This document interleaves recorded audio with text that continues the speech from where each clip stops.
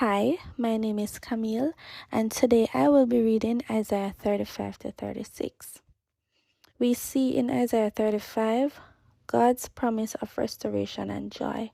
And then we see in Isaiah 36 Assyria threatens Jerusalem, Rabshakeh mocks God. So as I read these chapters, reflect on these two questions. Where do I need God's highway in my desert spaces? And when fear or doubt scream louder than faith, what's my Hezekiah response? Thank you. Isaiah 35. The wilderness and the wasteland shall be glad for them, and the desert shall rejoice and blossom as a rose.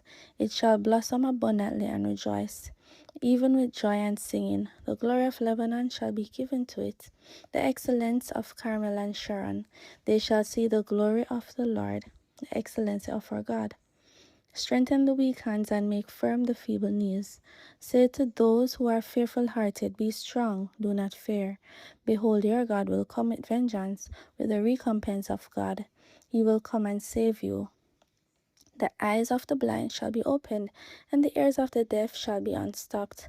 Then the lame shall leap like a deer, and the tongue of the dumb sing. For water shall burst forth in the wilderness, and streams in the desert. The parched ground shall become a pool, and the thirsty land springs of water.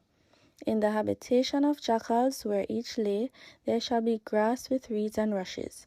A highway shall be there and a road, and it shall be called the highway of holiness. The unclean shall not pass over it, but it shall be for others.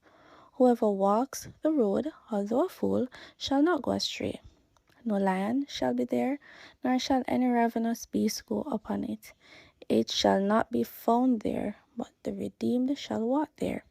And the ransomed of the Lord shall return, and come to Zion with singing, with everlasting joy on their heads. They shall obtain joy and gladness, and sorrow and sighing shall flee away. Isaiah 36. Now it came to pass in the 14th year of King Hezekiah that Sennacherib, king of Assyria, came up against all the fortified cities of Judah and took them. Then the king of Assyria sent the Rabshakeh with a great army from Lachish to King Hezekiah at Jerusalem. And he stood by the aqueduct from the upper pool on the highway of the fuller's field. And Eliakim the son of Hilkiah, who was over the household, Shebna the scribe, and Joah the son of Asaph the recorder came out to him. Then the Rabshakeh said to them, Say now to Hezekiah, Thus says the great king, the king of Assyria, What confidence is this in which you trust? I say, you speak of having plans and power for war, but they are mere words. Now in whom do you trust, that you rebel against me?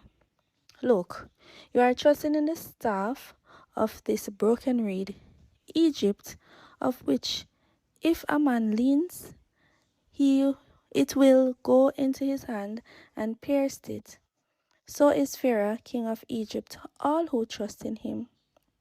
But if you say to me, We trust in the Lord our God, is it not he whose high place and whose altars Hezekiah has taken away, and said to Judah and Jerusalem, You shall worship before this altar?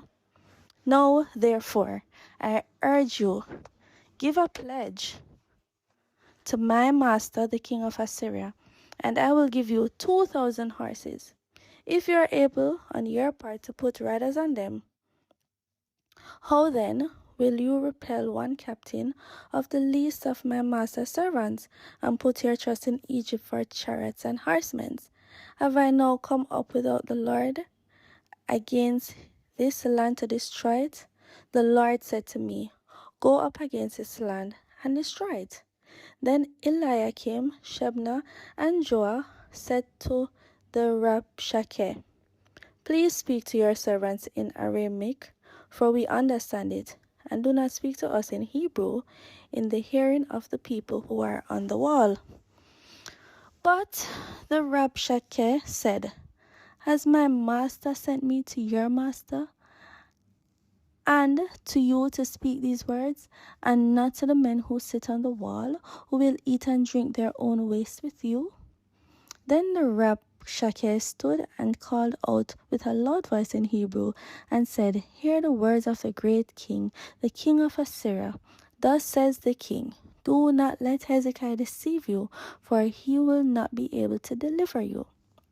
Nor let Hezekiah make you trust in the Lord, saying, The Lord will surely deliver us. This city will not be given into the land of the king of Assyria.